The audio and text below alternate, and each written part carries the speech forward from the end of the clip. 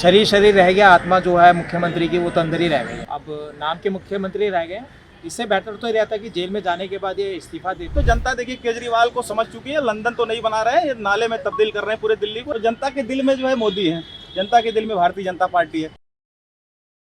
नमस्कार, बहुत बहुत स्वागत है आप सभी का हमारे चैनल भारत राजनीति में, और मैं हूं आपके साथ शिवानी मांगवानी। तो जैसे कि आप जानते हैं, कल दिल्ली के मुख्यमंत्री अरविंद केजरीवाल जो है 6 महीने के बाद जेल से रिहा होकर आ गए हैं, जिसके बाद आम आदमी पार्टी जो है खुशियां मना रहा है। कल पटाखे भी फोड़े गए बैन होने के बाद, और वहीं दूसरी ओर इस रिहाई पर जो है सियासत चालू हो गई है। बीजेपी की ओर से जो आरोप प्रत्यारोप का जो दौर है वो जारी है, उनकी तरफ से लगातार बयानबाजी चल रही है। तो इस बीच हमारे साथ मनीष और शुभम हैं, जिनसे हम बात करेंगे इस मुद्दे को लेकर कि उनका क्या कहना है इस रिहाई पर, और कितनी जायज है ये रिहाई, और जिस तरीके से बीजेपी की तरफ से जो बयानबाजी आ रही है वो कितनी सही है। चलिए उनसे बात करते हैं।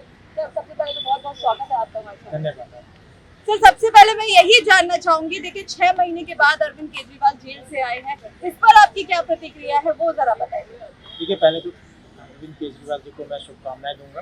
काफी लंबे समय के बाद उनको एक खुली हवा में सांस लेने का मौका मिला, तो इसके लिए वो उनको शुभकामनाएं।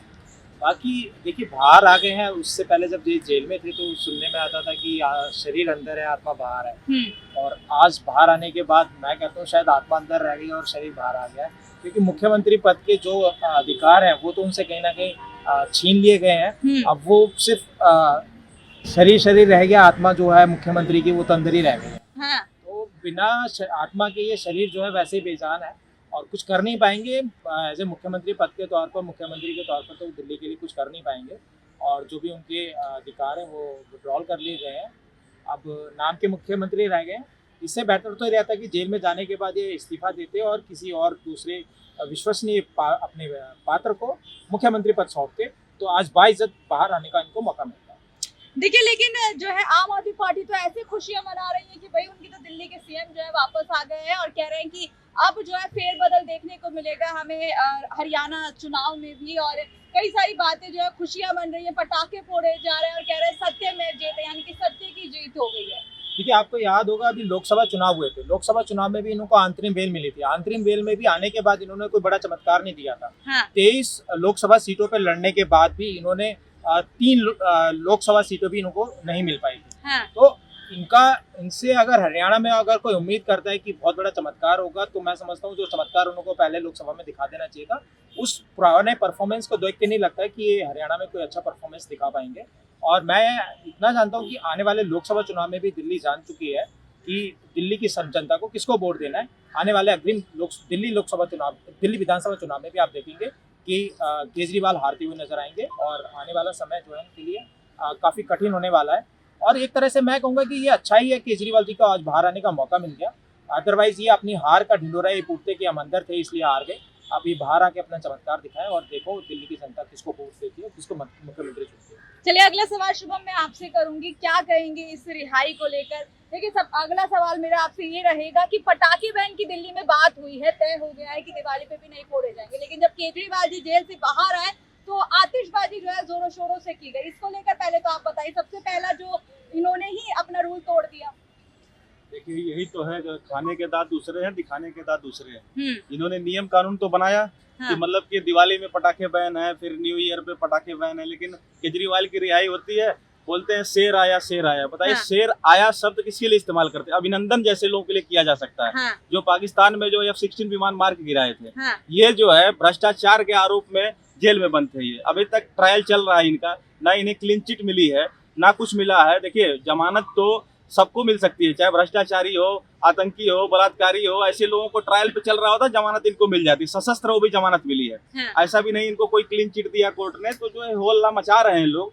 और इनको जो उसकी क्लीन चिट की बात कर रहे हैं कि अरे सत्यमेव जयते तब होगा जब इनको फाइनल बाइज्जत बरी किया जाएगा। 3 शब्द होते हैं, पैरोल होता है, बेल होता है और बाइज्जत बरी होता है।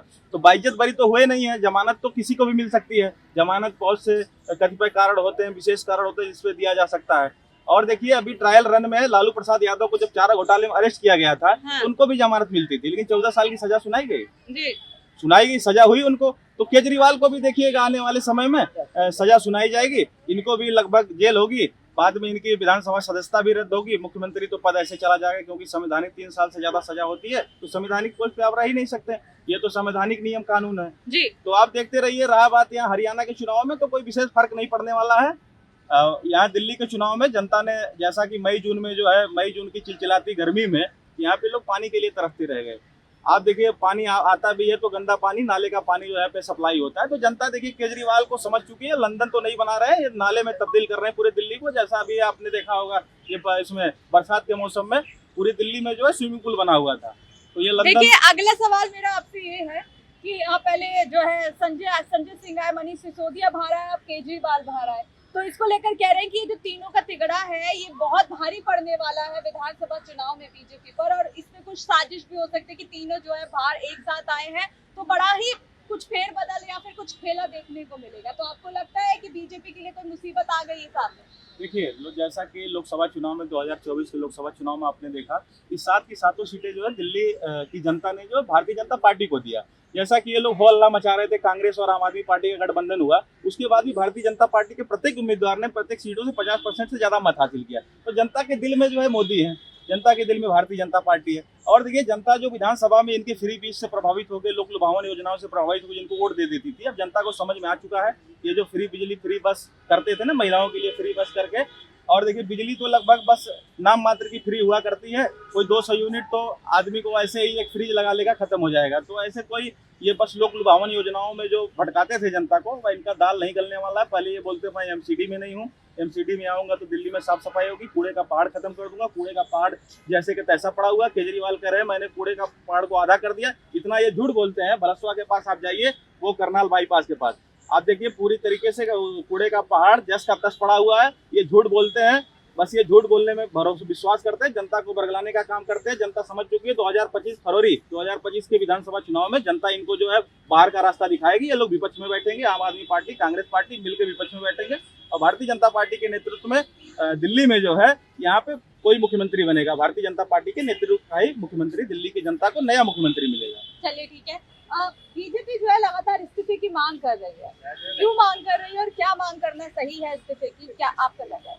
देखिए नैतिकता के आधार पर तो उनको 6 महीने पहले ही, जब ये इनको जेल हुई थी, तो इस्तीफा दे देना चाहिए था।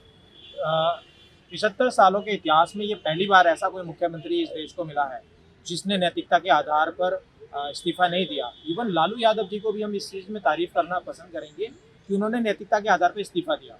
अम्बेडकर ने जब ये संविधान का निर्माण समिति के अध्यक्ष बने और उन्होंने ये संविधान बनाया, तो उन्होंने ये जरूरी नहीं समझा, उन्होंने कहा कि हमारा देश हिंदुस्तान है, नैतिकता के आधार पर चलता है, नैतिकता बहुत चलती है, आदर भाव भी सबके लिए होता है।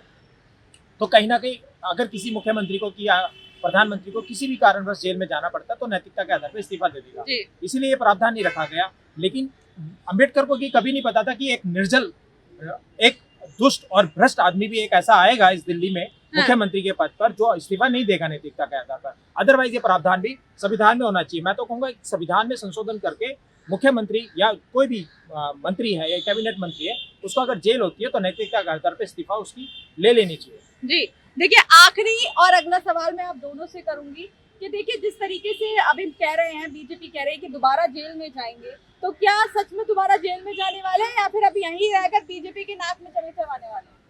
दोनों से पहले आप देखिए, दोबारा जेल में जाना बिल्कुल बनता है इनका, क्योंकि अभी भी इनके जो ट्रायल अभी भी चल रहा है, अभी भी इनके अपराध जो है वो अपराध से पूरी तरह से मुक्त नहीं हुए हैं। हाँ। इनको अभी सशस्त्र जमानत मिली हुई है, शर्तों के साथ ये अभी बाहर है, और अगर इनको बाइज्जत बरी किया होता तो शायद ये इनके बाहर रहने की संभावना बन सकती थी। निसंदेह ये दोबारा जेल में जाएंगे, उनके ऊपर फिर से केस की कार्रवाई चलेगी और ये परमानेंटली पूरी तरह से सजा पाएंगे। चलिए आपसे भी यही सवाल, बीजेपी के लिए केजरीवाल का जेल से रिहा होना मुसीबत है या फिर क्या कहेंगे कि उनको जेल में वापस डाल देना चाहिए, जो कि बीजेपी कह रही है?